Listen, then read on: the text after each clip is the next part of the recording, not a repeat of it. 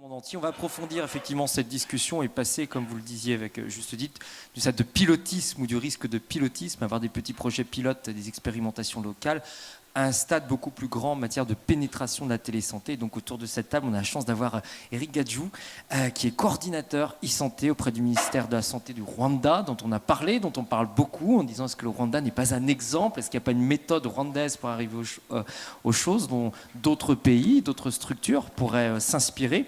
Le docteur Ibrahima Dia, qui arrive lui du Sénégal, où vous êtes responsable de la carte sanitaire et sociale et de la stratégie e-santé au ministère de la Santé et de l'Action sociale. Là aussi, les choses bougent très vite au Sénégal à ce sujet. Béatrice Garrett, qui est directrice générale de la fondation Pierre Fabre. Au sein de cette fondation, bien, vous avez lancé un observatoire de la e-santé dans les pays du Sud l'année dernière. Observatoire qui ne se contente pas d'observer d'ailleurs, mais qui va vérifier sur place si l'on observe correctement et qui remet des prix chaque année. L'on verra tout à l'heure 3 des lauréats de ce CRU 2017 en matière de e-santé. Peut-être Béatrice, vous pouvez nous rappeler dans un premier temps le pourquoi du comment de cet observatoire, pourquoi l'avez-vous lancé. Au départ, vous aviez détecté une forte activité en matière de télésanté, télémédecine dans les pays du Sud. Je pense que le contexte général, il a été brossé ici, je ne vais pas y revenir. Justement, le rôle de l'observatoire, ça a été d'observer de façon active, c'est d'aller chercher l'information et de la vérifier. Parce que l'information fiable, elle n'est pas si facile. Cette manie du pilote fait qu'effectivement, il y a des traces partout d'initiatives. Donc il y a 10 initiatives, 20, 50. Finalement, parfois, c'est juste une amorce d'initiative. Il n'y a parfois pas grand-chose. Et il y a parfois des pilotes qui réussissent très bien, mais qui malheureusement ne sont pas mis à l'échelle parce qu'ils ne sont pas accompagnés, pas connus, pas soutenus. Donc notre objectif, c'est justement d'aller, grâce à nos réseaux, et d'aller sur le terrain, chercher à identifier ces réalisations qui, sur le terrain, ont véritablement apporté, fait la preuve et apportent un bénéfice à la santé des populations les plus vulnérables. Oui, vous cherchez les projets, vous allez vérifier effectivement leur efficience. Vous avez un comité scientifique qui est réuni, qui regarde les choses de près. Et aujourd'hui, vous avez un site internet, ode2s.io, qui est ouvert à tous. Qu'est-ce que l'on trouve sur ce site, Béatrice ? C'est un peu la partie hébergée de l'iceberg, je dirais, par rapport au travail que fait l'Observatoire. C'est de donner effectivement en accès libre le produit de cette veille et de cette information. Donc vous y trouverez actuellement 71 initiatives identifiées, à la fois sur le continent africain, mais également en Asie du Sud-Est et en Inde. Donc avec des informations, du contenu multimédia également, les comptes rendus des enquêtes sur le terrain qui ont été faites et accès à un certain nombre de ressources documentaires. Et nous commençons aussi à analyser les datas recueillies. L'Observatoire aussi a vocation à encourager en fait tout ce qui pourra être recherche, évaluation par rapport aux résultats qui sont obtenus et mesurables dans ces pays. On redonne l'adresse ode2s.io pour tous ceux qui veulent ces informations. Alors, il y a aussi des choses, bien sûr, il y a beaucoup d'expérimentations, de projets pilotes qui se développent, certains se développent, d'autres ne se développent pas, avortent assez rapidement, mais il y a aussi de très belles histoires de télésanté qui sont réussies, que vous avez accompagnées. Vous n'avez pas impulsé, mais que vous avez accompagnées. J'aimerais bien, si vous le voulez bien, que vous me disiez 2 mots sur un beau projet qui est celui de la télédermatologie au Mali, que la Fondation Pierre Fabre a accompagné comme elle le pouvait sur plusieurs années, et qui aujourd'hui, on peut être...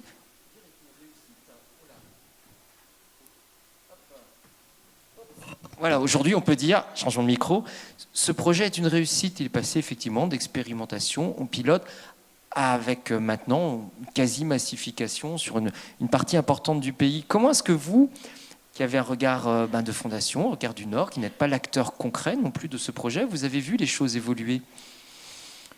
Je pense que ce qui se passe au Mali, avec ce projet qu'on appelle Télédermali, est tout à fait exemplaire.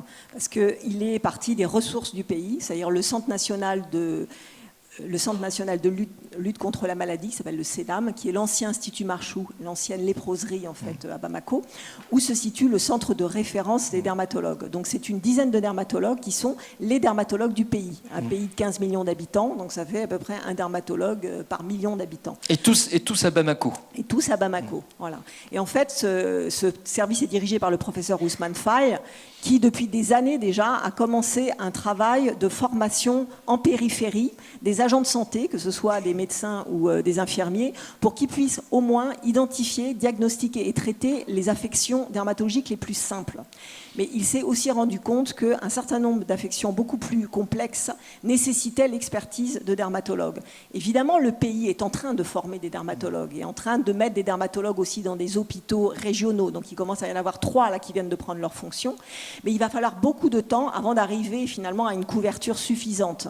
Et donc cette équipe a réfléchi et commencé à mettre au point, avec l'aide d'ailleurs du professeur Bagayoko, qui est le référent en fait en Afrique du RAFT à Genève, mettre au point un système de télédermatologie que nous avons accompagné en test, en études opérationnelles pendant 18 mois, dans 3 grandes régions du Mali, auprès de 10 centres de santé, et qui permettent effectivement à des agents de santé qui ont été formés pour reconnaître une pathologie simple qu'ils peuvent traiter eux-mêmes d'une pathologie complexe qui nécessite une consultation à distance. Donc une fois qu'ils ont référencé ces cas, ils postent l'information à la fois par du texte et de l'image. Ils ont appris à se servir des outils numériques, un ordinateur, un appareil photo digital. Et ces informations sont transmises aux dermatologues qui répondent souvent dans les 48 heures et donnent un avis. Et comme on était à un stade d'études, ces avis ensuite ont été confrontés à des consultations sur le terrain pour valider effectivement la fiabilité du diagnostic. Et cette fiabilité, elle est extraordinaire. Tant et si bien que cela nous permet, donc le CNAM avec notre appui et celui du ministère de la Santé, de démarrer une phase de mise à l'échelle du pays qui va normalement se dérouler sur les 2 années qui viennent. Alors justement, très, très rapidement, quelles sont les conditions sine qua non pour permettre de passer d'expérimentation à une mise à l'échelle nationale? Je pense que ce qui est important, c'est que cette initiative, elle est venue des acteurs locaux et des acteurs qui ont la compétence et qui ont la légitimité pour le faire. Donc d'abord, il faut que ça pousse, voilà, ça pousse du bas. Exactement. Et donc c'était effectivement les spécialistes du pays. Et ça a été toujours accompagné avec bienveillance et attention par le ministère de la Santé, qui maintenant s'implique davantage. Donc ensuite, il faut que le ministère s'implique fortement. Voilà. Et c'était fait donc en enrôlant des centres de santé publics, des centres de santé de référence en fait, ou des hôpitaux régionaux, avec des médecins payés par l'État, qui ont été convaincus, qui ont intégré cette nouvelle pratique dans leur pratique quotidienne. C'est-à-dire que ce n'est pas un projet à côté, pilote, une étude, c'est qu'ils ont intégré ça dans leur pratique. Et ce sont des gens, et les patients sont des gens qui de toute façon viennent en consultation. Il y a beaucoup de choses dans ce que vous dites qui sont intéressantes, mais on parle de méthodologie après tout ce matin. Alors, il faut que ça pousse, il faut qu'on ait des personnalités aussi qui soient capables de pousser, oui, de pousser avec enthousiasme, avec compétence, avec reconnaissance. Il faut que ça s'implémente dans la vie quotidienne de plusieurs médecins ou de centres de santé. Et tout à l'heure, on disait, il faut aussi convaincre le haut, il faut convaincre les élus, il faut convaincre les ministères, il faut convaincre les politiques. Est-ce que c'est difficile? Une intervenante disait, il y a une génération qui parfois n'est pas convaincue de ces nouveaux outils. Est-ce que c'est quelque chose que vous avez ressenti? Je pense que c'est aussi une des fonctions de l'Observatoire de la e-santé dans les pays du Sud, c'est donner de la visibilité à ces acteurs qui réalisent sur le terrain de véritables projets avec des résultats concrets et de les rendre même visibles vis-à-vis de leur propre gouvernement. Comme on dit, on n'est pas prophète en son pays. Souvent, c'est quand il y a une reconnaissance de l'extérieur qui arrive que c'est plus facile finalement d'être entendu.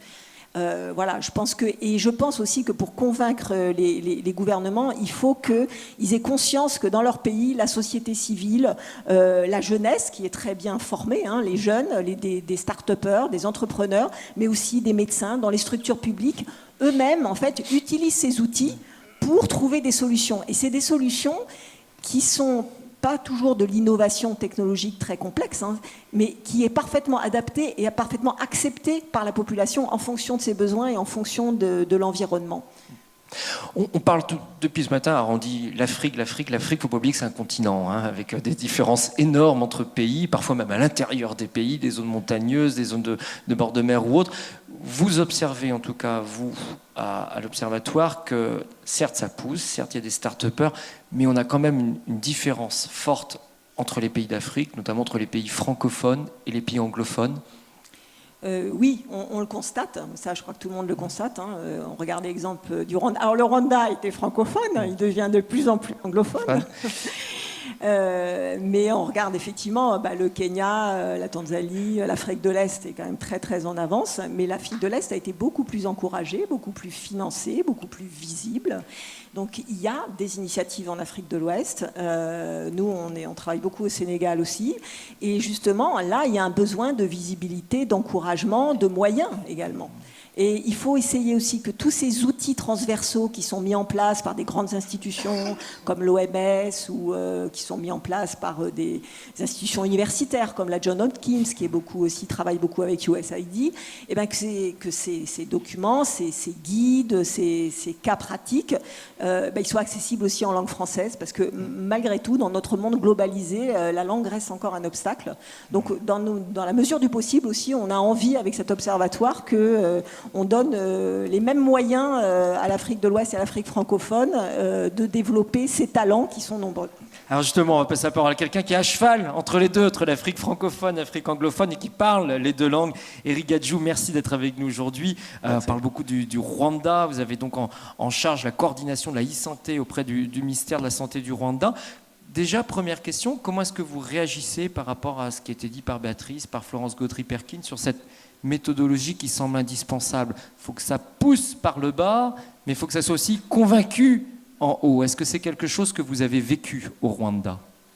Merci. Thank you very much. I do congratulate for the first two presenters because they touch to all levels. Because as mentioned by Florence, and different countries they have different models. And there is some inequality between Anglophone speaking and Francophone speaking, but those are the basis that are starting from the leadership, because any initiative to be implemented have to be understood. And those who are taking the decision, the final decision, because as the coordinator, I may have a good initiative, but if again I go to present it to my boss and say, no, we are in health sector, we need medicine, we need to treat patients. So I don't see the good thing with the connectivity, the good thing with computers, with the pregnant women who are dying. But if you have the leadership to understand the project, I think this is very important point that to be considered. Yeah, and of course, even if there are some policy projects that are ongoing and who are not very implemented, so we can't do nothing. So at the top, yes, but at the bottom, those who are implementing, those who are working, providing the data, it's very important to push both sides. Pousser des deux côtés, effectivement, convaincre des deux côtés. Il y a un mot qui revient beaucoup depuis le début de cette matinée, qui est la notion de silo. C'est-à-dire chacun a tendance à travailler dans son coin. Donc les spécialistes de santé, ils parlent de santé, ils restent entre spécialistes de santé. Les spécialistes des télécoms, parce qu'on ne peut pas travailler sans eux non plus, ils parlent de télécoms et restent dans des données technologiques. Comment est-ce que, de manière concrète, est-ce que vous avez travaillé au Rwanda pour faire le lien entre ces différents silos, ces différentes personnalités? Yeah, and the good thing for Rwanda is to have a coordination team. That's why it was created in 2009, the National eHealth Coordination Team. So my former colleague, Dr. Richard Kakuba, went to different meetings, they went to different donors, and we created the unit of eHealth.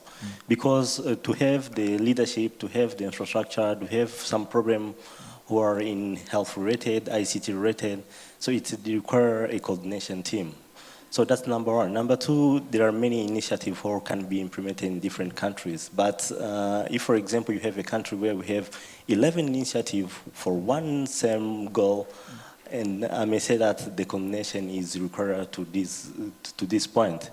So, and again, to have one system or many systems is not a problem, but how those systems are interoperable, that's very key. We had the same problem in Rwanda because we had to have many systems for medical record, for M&E, for alerts and so on, for medication ordering online and so on. But we came up with say, do we have to drop some or do we have to connect and to make them interoperable? So that's why we came up with an initiative called Health Information Exchange, where we can have many initiatives because they are needed and approved by the coordination team, which is the eHealth unit. And then how can we coordinate them? How can we integrate them? So the coordination is very key, and to have many systems is very essential, but coordinated, not duplicated. Comment est-ce que, vous parlez beaucoup de leadership, hein, de gouvernance, comment est établie la gouvernance au Rwanda sur les projets de télésanté, qui sont des projets déployés dans tout le pays? Est-ce que c'est le ministère de la Santé qui dirige et puis voilà, qui coordonne les acteurs? Est-ce que c'est plutôt les télécoms? Est-ce que vous avez eu la volonté d'avoir des personnes détachées, une agence indépendante?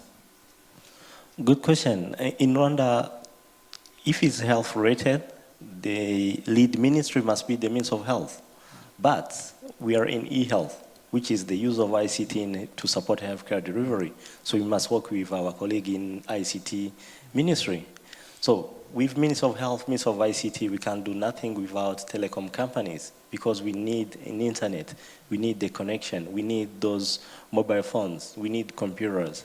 We need the regulation because we have the regulation unit in Rwanda. So it's not only the Ministry of Health or ICT, but private sector, they have to come up. Because as I mentioned, we are in the health sector and we are not expert in developing, maintaining and so on. But that's why we have to work with the private sector. Again, most of the initiative in many different developing countries, they are being introduced or supported by our partners like UNICEF, WHO, Gates Foundation and so on. So we are working closely with them. So it's not only the Ministry of Health or ICT that will take the lead, but the health sector as the one who are having the problem, they have to take the lead, the leadership, the coordination, but they have to work with other partners and the private sector. So that's very essential to have a coordination. So how in Rwanda it's settled?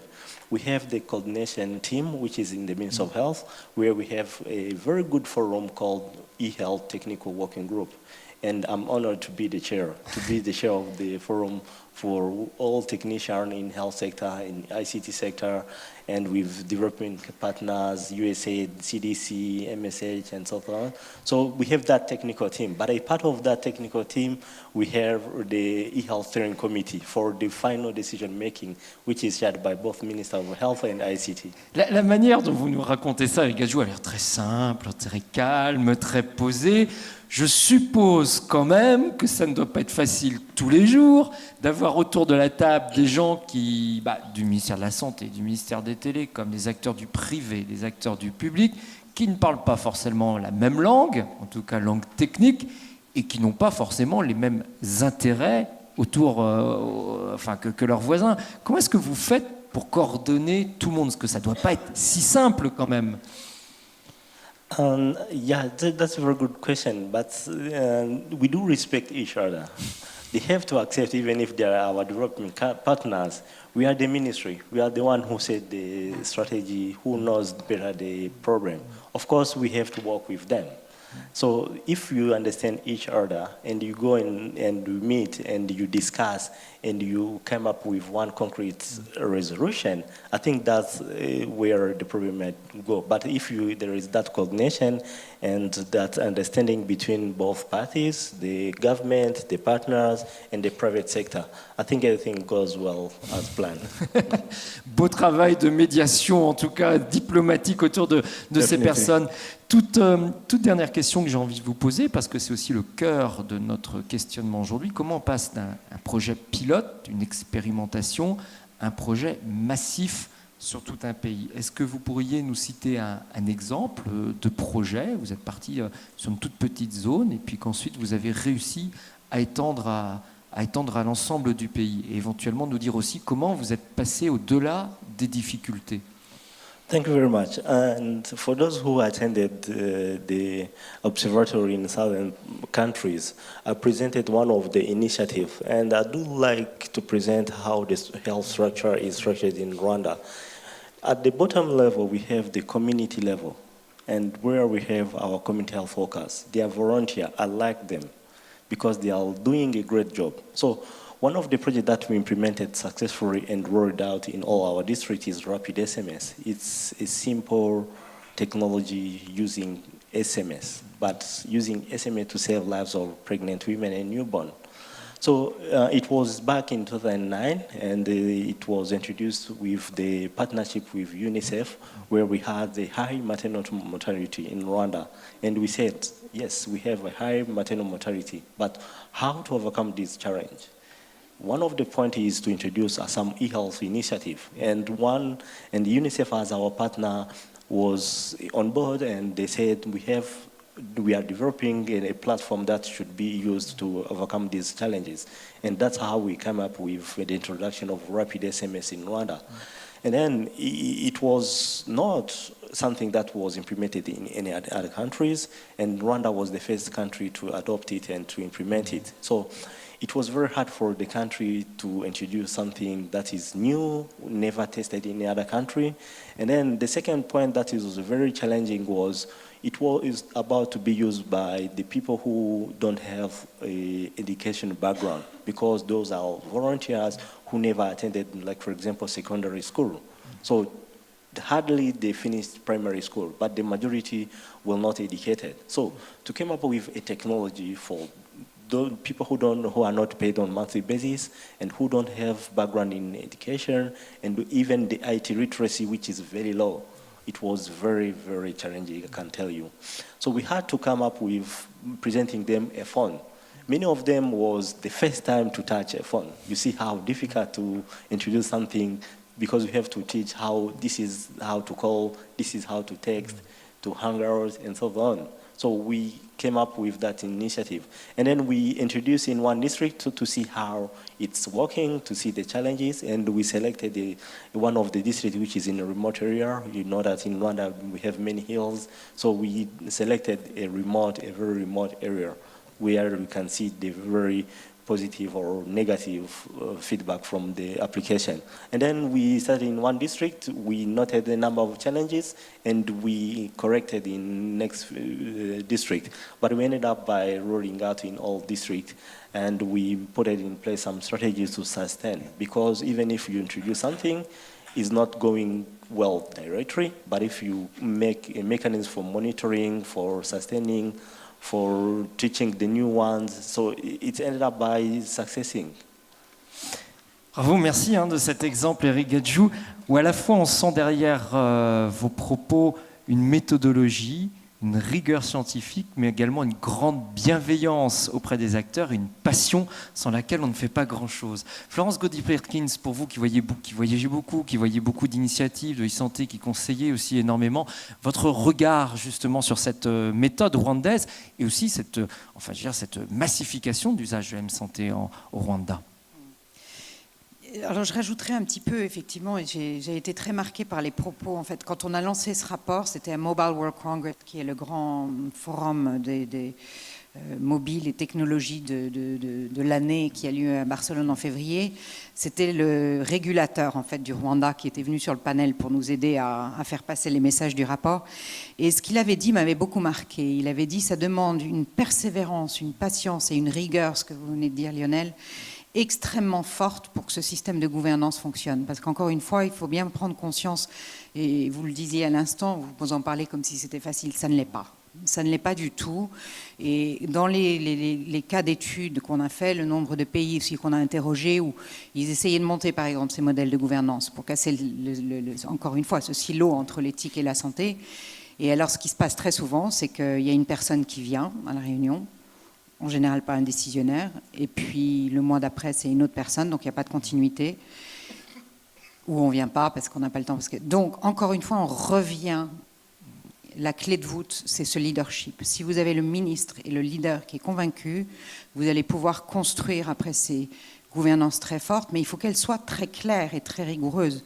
On le voit dans le cas de figure des Philippines, ils ont défini un MOU qui disait très précisément à quel moment se réunissait tel comité, qui serait dedans, où les décisions sont prises, etc. Donc c'est encore cette rigueur, cette discipline qu'il ne faut pas ignorer, parce que tout simplement dire leadership et gouvernance, enfin, je veux dire, ça a des vrais...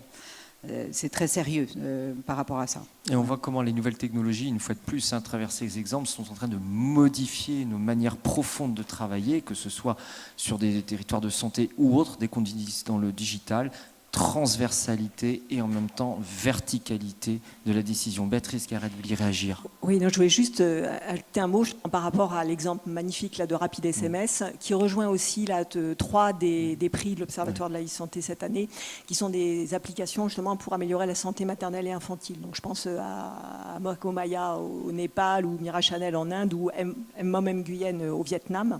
En fait, la caractéristique de tout ça, c'est que non seulement l'application ou le système vise en fait la femme, en l'occurrence c'est les futures mamans, mais également les personnels de santé. C'est qu'il y a vraiment, il faut voir que le dispositif c'est toujours en parallèle et qu'un des objectifs et une des réussites en fait des TIC, c'est quand finalement les patients vont mieux utiliser les services de santé existants.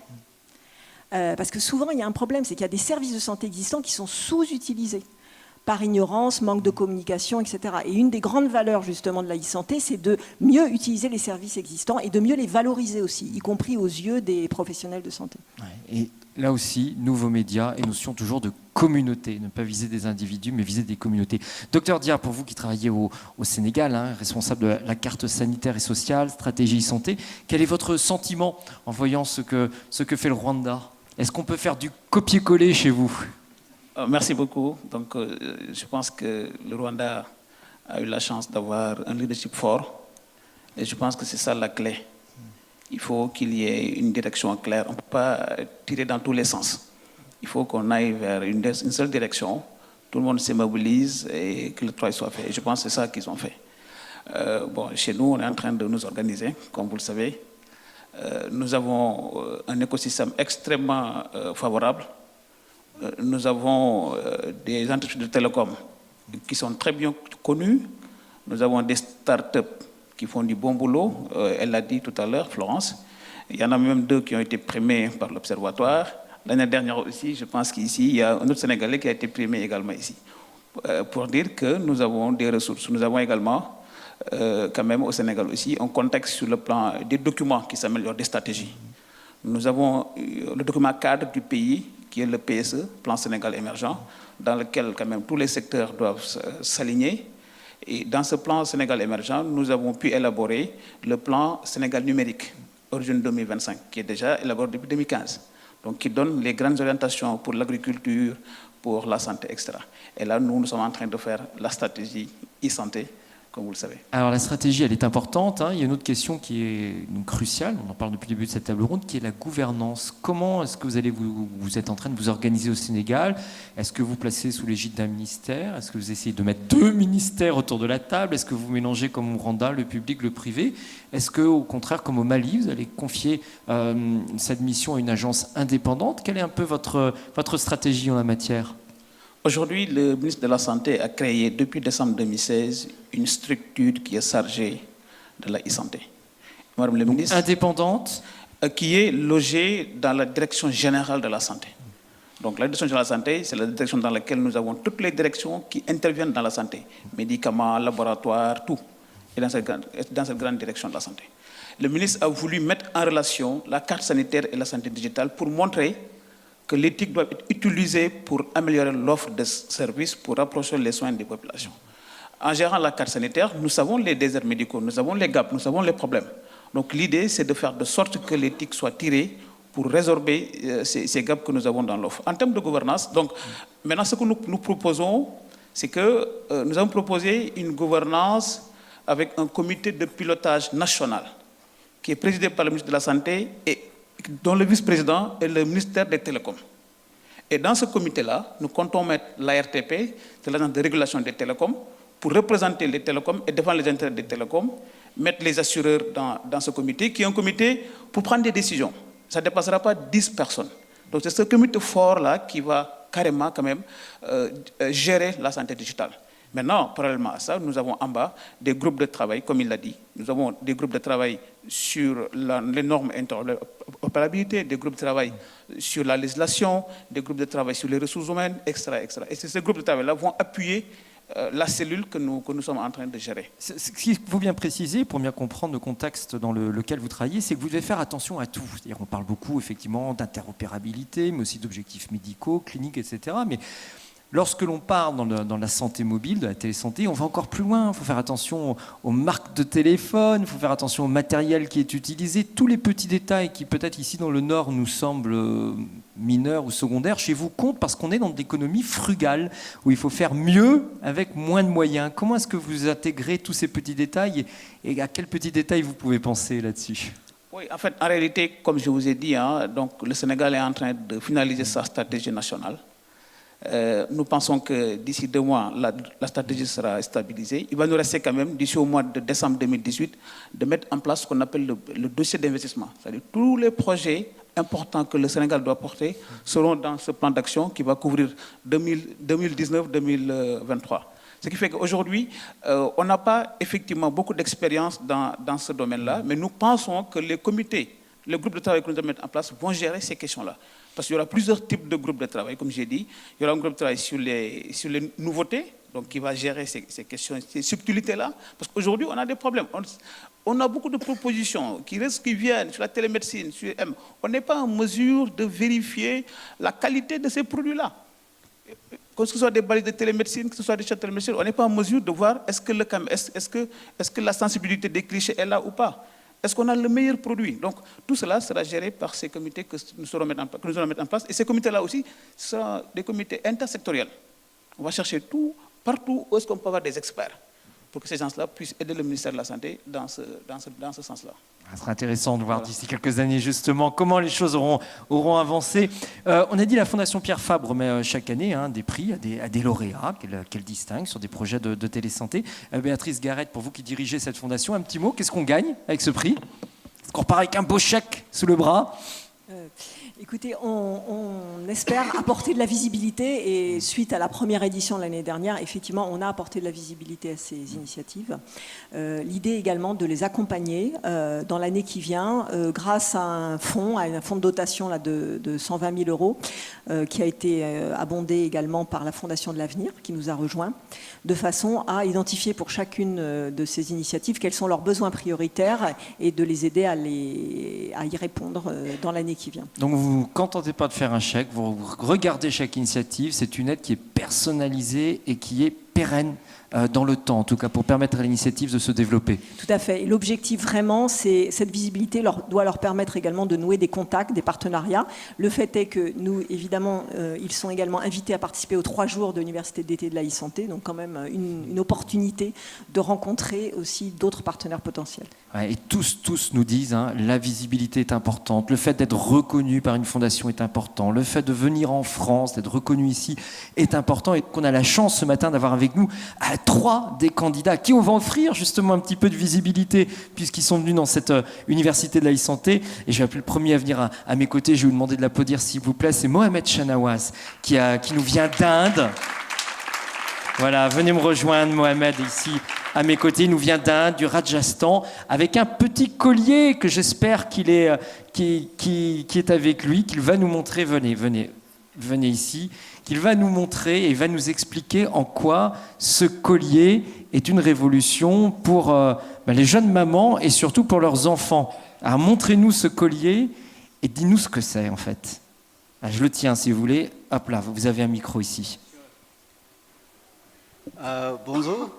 So I'm Mohammad Shanwaz. I'm from India, and I am here with a necklace called Khushi Baby necklace.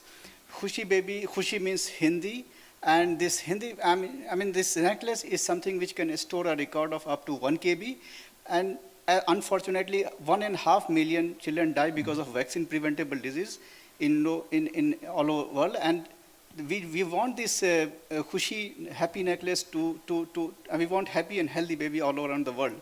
So what we did, actually the data capturing is a very big issue in India.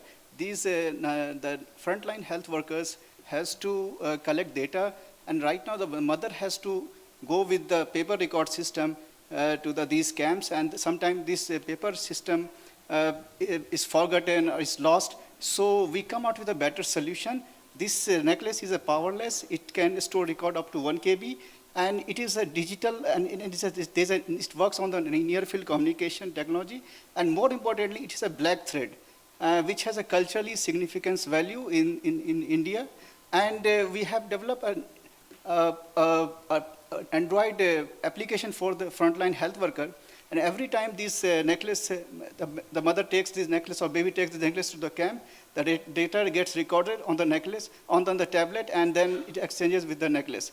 And when these nurses come back to the town, they hit the sync button and the data goes on the cloud for better decision making. So we are providing the actionable data for the health administrator, and we are providing, and this works completely off network manner, as network is a big issue at the last mile in India. Mohamed, on peut dire qu'avec ce système, c'est vraiment l'utilisateur qui est au centre des préoccupations, d'ailleurs d'un point de vue physique, parce que c'est le bébé qui porte le collier.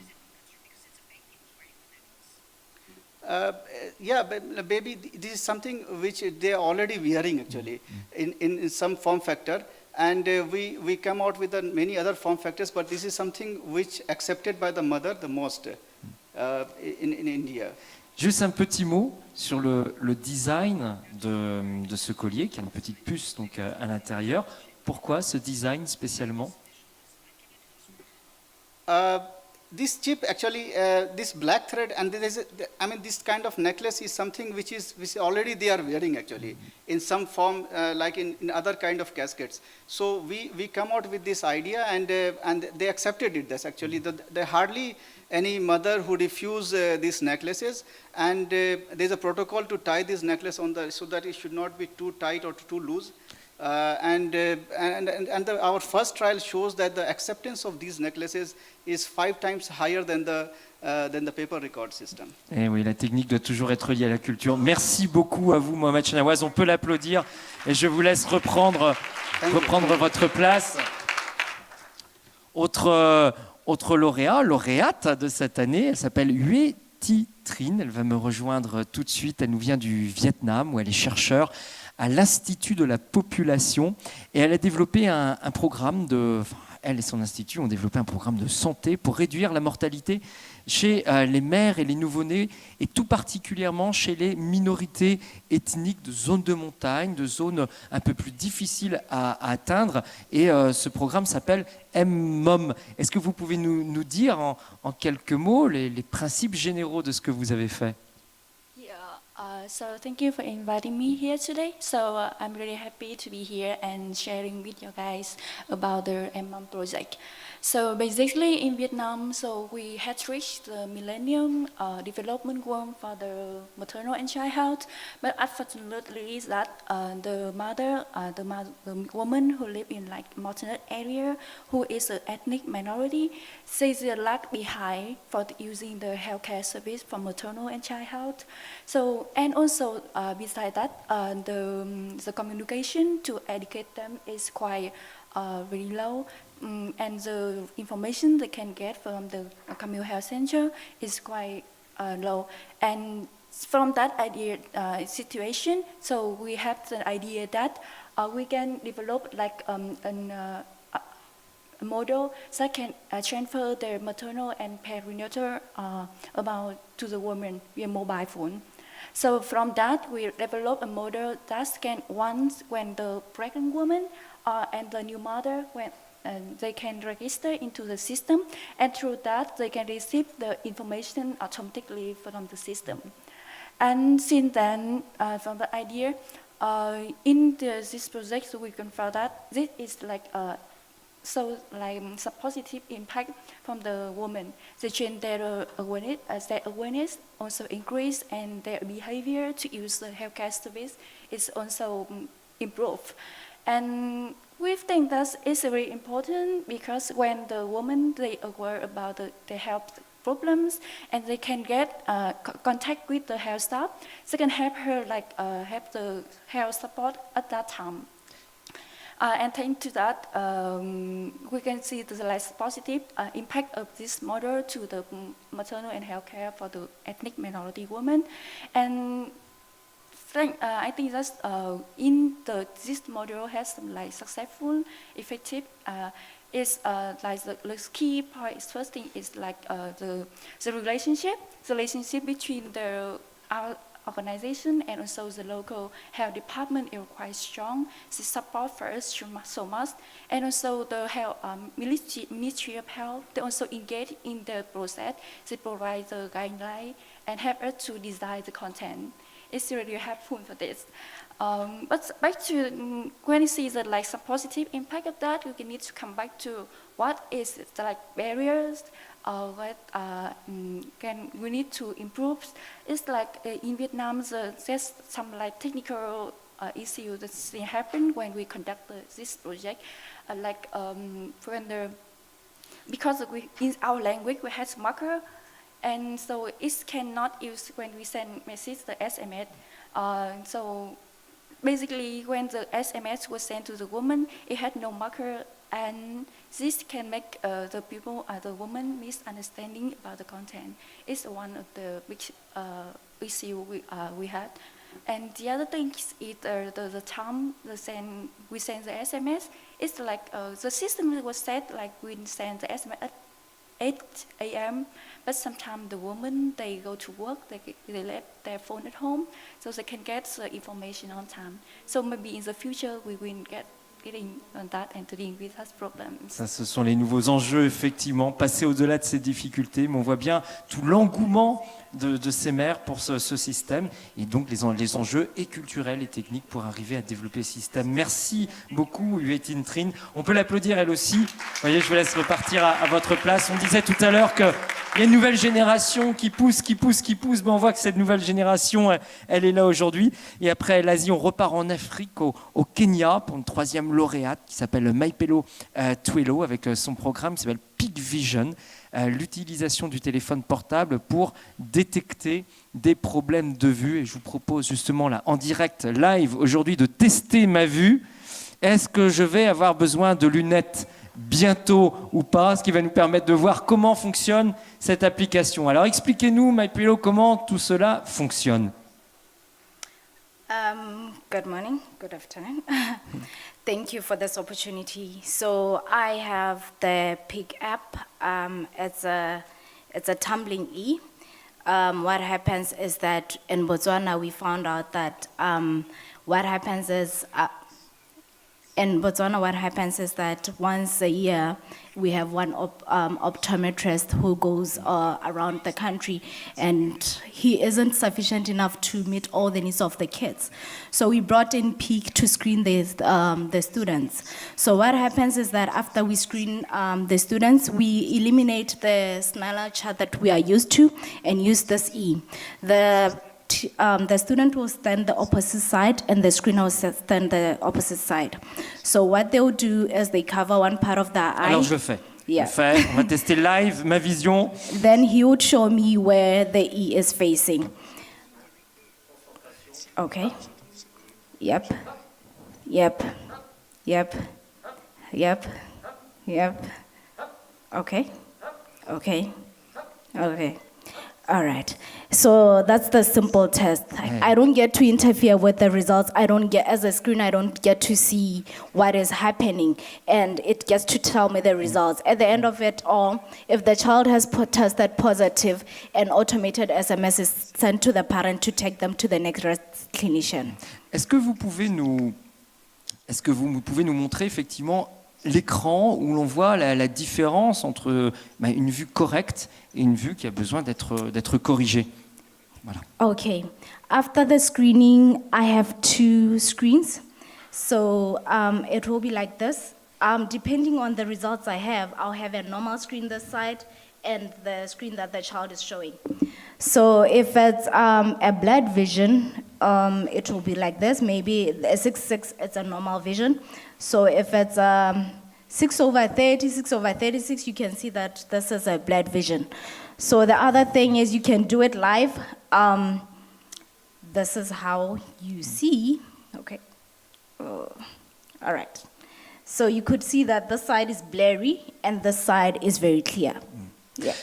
Une chose très importante, bien sûr, vous êtes le lauréate de la Fondation Pierre Fabre, pour cette application, mais surtout pour l'utilisation de cette application. Et grâce à ce système Peak Vision, vous avez pu vérifier la vue de, alors je ne sais pas, de milliers ou de dizaines de milliers d'enfants.